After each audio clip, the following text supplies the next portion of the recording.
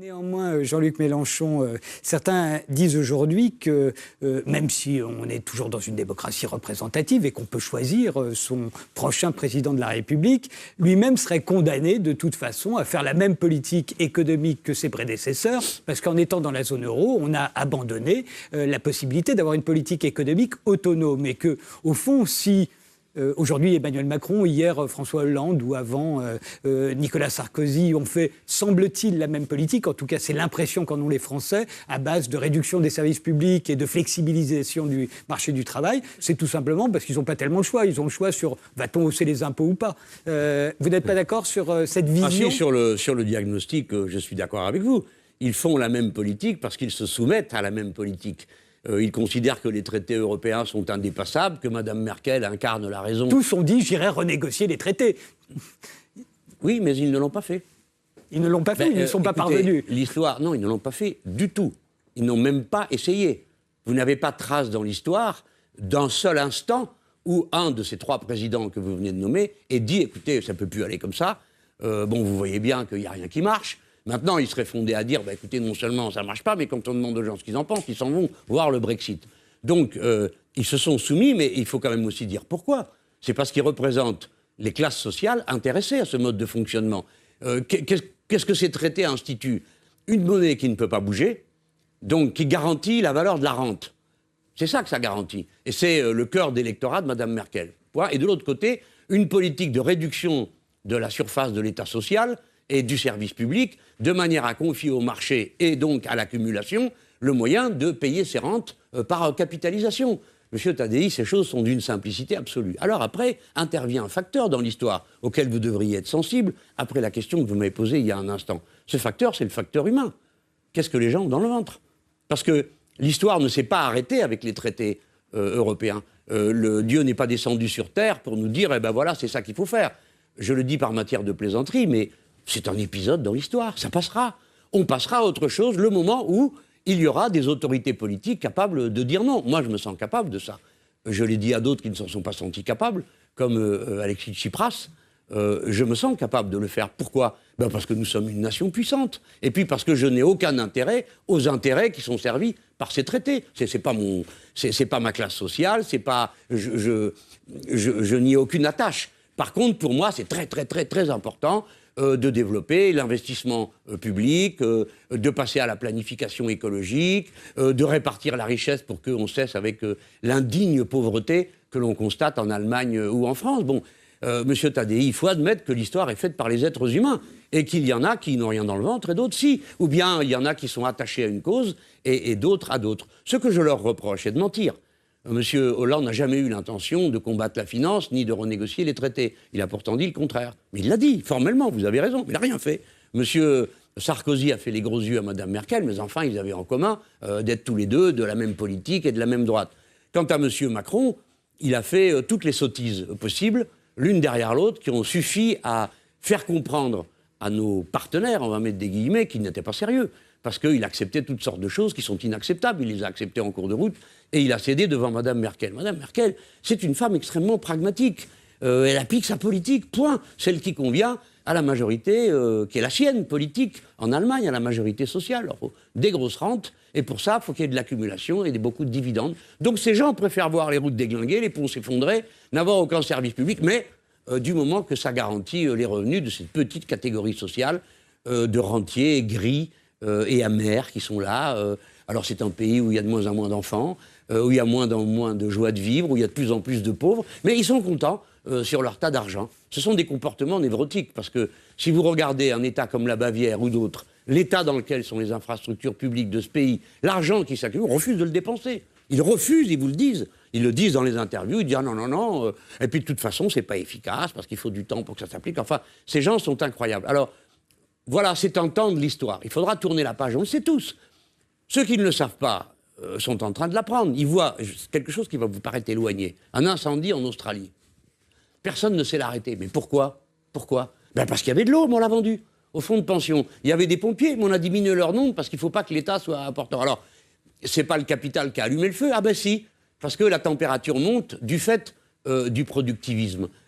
Par conséquent, les gens, vous avez compris, si vous voulez cette politique, voilà ce que ça donne. et ça donnera jamais rien d'autre. De même, moi qui suis élu de Marseille, je peux vous dire, il tombe de l'eau comme il n'en est jamais tombé. Pourquoi? Parce que la Méditerranée se réchauffe plus vite que les autres mers.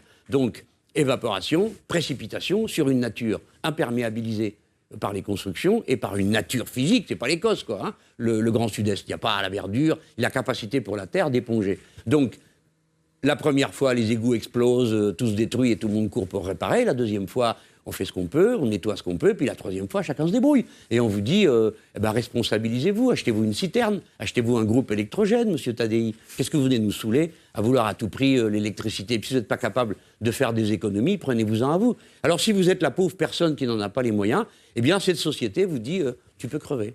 Jean-Luc Mélenchon, jusqu'où vous... Alors vous répétez souvent que l'Europe est une prison. Oui. Mais le Brexit n'est-il pas le contre-exemple, la preuve qu'on peut sortir de l'Union européenne si les peuples le souhaitent? Enfin, ça a mis 3 ans quand même. Hein. Je veux dire, derrière ce mépris de la démocratie, on a quand même ressenti un véritable mépris des peuples de la part des dirigeants de l'Union européenne. Ils se sont à peine cachés d'ailleurs qu'ils voulaient rendre le divorce le plus difficile possible. Moyennant quoi, c'est sûrement la Grande-Bretagne qui s'en tirera le mieux et l'Union européenne qui aura à subir le plus de conséquences de cette sortie. Mais est-ce que l'Union européenne se remet en question? C'est ça véritablement l'interrogation. Ils ne se remettent jamais en question. D'ailleurs, Emmanuel Macron est très révélateur de ça. Il a fait un discours au moment du Brexit en expliquant que l'Union européenne n'avait rien à se reprocher et que, en gros, les Britanniques étaient sortis parce qu'ils avaient été victimes de mensonges, de manipulations, etc. C'est drôle comme ça de refuser de voir la vérité en face. C'est assez problématique pour un dirigeant. Je reviens juste sur la question de la politique commerciale que vous avez évoquée rapidement. Vous savez, Donald Trump menace l'Union européenne de sanctions, de représailles commerciales si on ne négocie pas un accord plus avenant et plus intéressant pour les États-Unis d'Amérique. Est-ce qu'on n'est pas quand même finalement plus fort face à Donald Trump quand on est nombreux et pas quand on est tout seul? Mais d'abord, encore une fois, le choix n'est pas entre l'Union européenne et être tout seul. Il y a des tas de manières. Non, je suis désolée. La politique commerciale européenne, elle est européenne. Que non, monsieur. Mais bien sûr que non. Aujourd'hui, parce qu'on nous a imposé de transférer notre politique commerciale à l'Union européenne. Mais rien n'empêche un groupe de pays, un groupe de nations qui ne sont pas enserrés dans une prison telle que l'Union européenne, de se mettre d'accord pour pouvoir peser face à une nation qui serait plus grosse. Mais surtout, fondamentalement, l'Union européenne se trompe. Elle est toujours dans l'ultralibéralisme, elle est toujours dans le libre-échange quand le monde entier est en train de rompre avec ce modèle économique. Je l'avais dit, moi ça fait des années que je dis que les Américains vont revenir au protectionnisme, que la Chine fait du protectionnisme, que l'Inde fait du protectionnisme. Et nous, on est toujours avec notre accord de libre-échange, cette gigantesque passoire qu'on a construite. Aujourd'hui, on se rend compte que oui, il va falloir négocier effectivement et peut-être faire également, nous aussi, une forme de protection économique de nos propres pays, ce qui n'a pas été le cas de l'Union européenne depuis des années. Alors il est question justement, la nouvelle Commission européenne parle d'instaurer une taxe aux frontières extérieures. Vous savez, ce vieux machin dont on parle depuis 20 ans et qui, enfin, est peut-être sur la table des négociations. Dites-moi, c'est la lepénisation des esprits, ça. C'est merveilleux, moi je m'en réjouis. Peut-être la francisation, c'est un vieux projet français, défendu par Chirac à l'époque, défendu par Sarkozy. Vous n'avez pas répondu à ma question. Donald Trump, c'est normal qu'il fasse pression sur l'Europe, qu'il nous impose des sanctions? Donald Trump défend ses intérêts, c'est normal? Oui, bien sûr. Alors réponse, oui, c'est normal. Nos intérêts à nous? Qui les défend? L'Union européenne, la France, l'Allemagne, les grands États membres. L'Union européenne défend nos intérêts commerciaux? Ah, ça m'avait totalement échappé. Parce que moi, ce que je vois, c'est que l'Union européenne a ouvert l'intégralité des frontières de l'Europe à des importations massives de production qui ont détruit un à un nos secteurs économiques. On importe. De contrepartie. Oui, bien sûr. Bien sûr, les marchés internationaux sont ouverts aux produits européens. On vend des avions avec marqué chômage dessus. C'est génial, franchement. Et en plus, ils arrivent à refabriquer les mêmes à très bas coût parce qu'on a transféré notre technologie en même temps. Non. Alors revenons à la question de votre plateforme, de votre projet, l'Europe des nations. Comment vous voulez la mettre en place en remettant tout en question, la Commission européenne, le Parlement européen? Vous le savez bien, pour remettre en question cette organisation, il faudra l'aval de tous les États membres. Oui, nous voulons que la Commission devienne un secrétariat technique du Conseil. Nous considérons qu'en réalité, les seuls qui sont légitimes, ce sont ceux qui sont au Conseil. Mais le Conseil n'est coloré qu'en fonction des élections qui, évidemment, vont voir émerger des gens qui, de plus en plus, défendent des propositions qui sont proches des nôtres. Pour changer ces institutions, il faut un accord unanime des États membres. Vous me dites, M. Salvini sera peut-être un jour Premier ministre, vous serez présidente de la France, très bien. Mais ça fait que 2 États. Mais on va... Non, écoutez, vous plaisantez. 2 grands États. Vous voulez qu'on parle de la Hongrie, vous voulez qu'on parle de la Pologne. Vous pensez que la Pologne veut quitter l'Union européenne? Vous pensez qu'elle veut quitter la PAC, qu'elle ne veut plus compter sur l'argent de la politique de cohésion? Non, mais je pense qu'elle veut une autre organisation européenne, monsieur. C'est pas l'Union européenne ou la mort.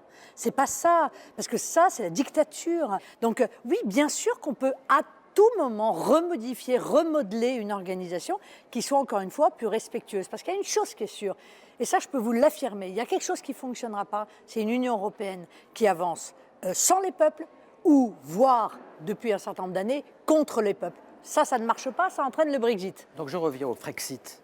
Si d'aventure vous n'obtenez pas gain de cause, vous n'arrivez pas à convaincre vos partenaires européens, si vous êtes présidente, qu'est-ce qu'on fait? Vous revenez en France, vous proposez un référendum et on quitte l'Union européenne? Je suis absolument convaincue que nous y arrivons. J'en suis absolument convaincue. Et je vais vous dire, je ne suis pas sûre que le premier pays qui parte de l'Union européenne, si elle ne se réforme pas, ne soit pas l'Allemagne. Vous voyez, on en reparlera. Alors c'est un pays où il y a de moins en moins d'enfants, où il y a moins en moins de joie de vivre, où il y a de plus en plus de pauvres, mais ils sont contents sur leur tas d'argent. Ce sont des comportements névrotiques. En remettant tout en question, la Commission européenne, le Parlement européen, vous le savez bien, pour remettre en question cette organisation, il faudra l'aval de tous les États membres. On passera à autre chose le moment où il y aura des autorités politiques capables de dire non. Moi, je me sens capable de ça. Je suis absolument convaincue que nous y arrivons. J'en suis absolument convaincue. Et je vais vous dire... Ces choses sont d'une simplicité absolue. C'est quand les gens, vous avez compris, si vous voulez cette politique, voilà ce que ça donne. Et ça donnera jamais rien d'autre. C'est votre principal handicap dans votre vie politique, cette question, ce regard sur l'histoire, sur l'héritage.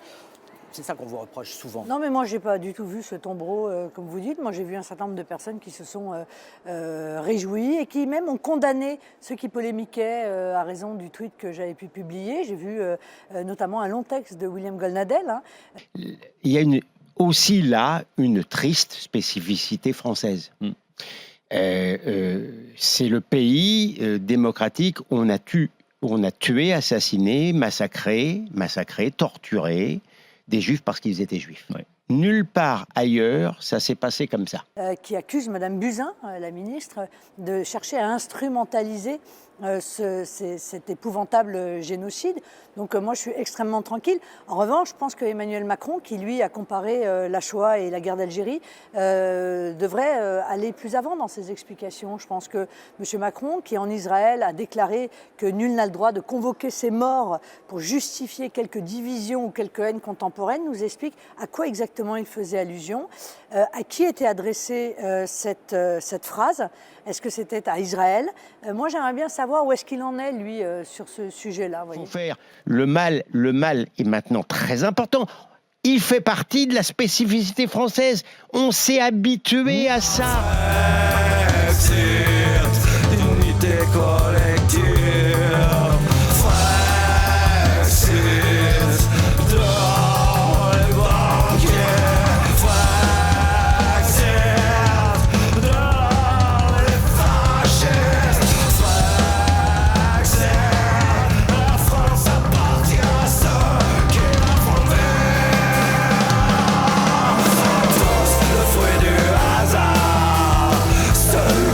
C'est bien les gens, nous sommes tous